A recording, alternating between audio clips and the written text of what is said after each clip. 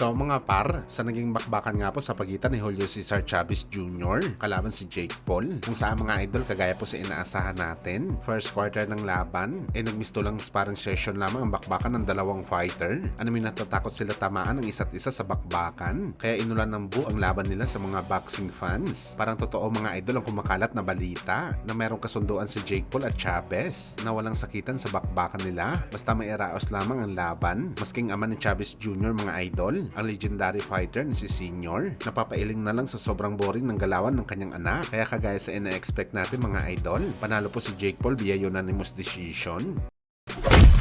Samantala sa undercard naman po sa bakbakan ni Jake Paul kalaban si Chavez Jr. Nagpakitang gilas naman mga idol ang lightweight prospect na si Floyd Schofield sa bakbakan nito kontra kay Tevin Farmer, kung saan mga idol parang bumili lamang ng sibuyas si Floyd sa tindahan ni Alan Pasing. Tinapos kasi nito ang laban kay Farmer sa loob lamang ng 2 minuto. Pinabagsak ni Floyd si Farmer ng 2 beses sa ring gamit ang kanyang matutulis na kanan. Animoy umiikot talaga ang ulo ni Farmer mga idol kapag natatamaan siya ng solid na suntok galing sa batang prospect. Ibang klase din itong si Schofield mga idol. Sa mga hindi po kasi nakakaalam mga boss, si Farmer po ang nagpahirap kay William Cepeda sa 2 laban nila. Pinabagsak pa nito sa Cepeda sa first fight, pero pagdating kay Schofield mga idol, 2 minuto lang wasak ito sa bakbakan. Buti na lang mga idol hindi natuloy ang laban ni Shakur kay Schofield sa Saudi. Talaga may kalalagyan sana si Shakur sa alaga ng Golden Boy.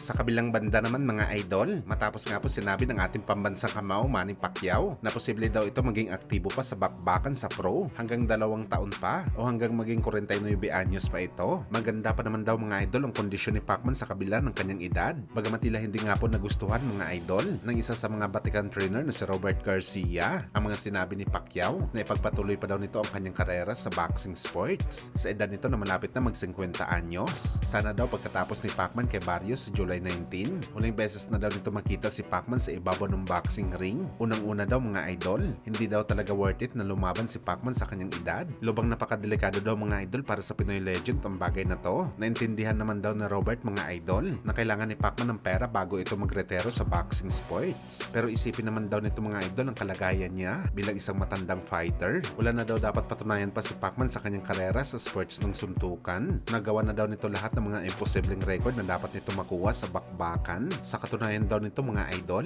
buong pamilya ni Robert kasama ang kanyang ama na si Big G at kapatid nito na si Mikey Garcia. Kasama daw sa top 5 GOAT nila si Pacman at kinokonsidera nila si Boss Manny na maging number 1 GOAT kapag tinalo nito si Barrios. At sana daw mga idol tama na pagkatapos nito. Kumbaga mga idol nag-aalala lamang si Robert kay Boss Manny dahil isa itong mabait na tao at higit sa lahat tagahanga talaga si Robert ng Pinoy. Ayaw nito na merong mangyari na masama kay Pacman.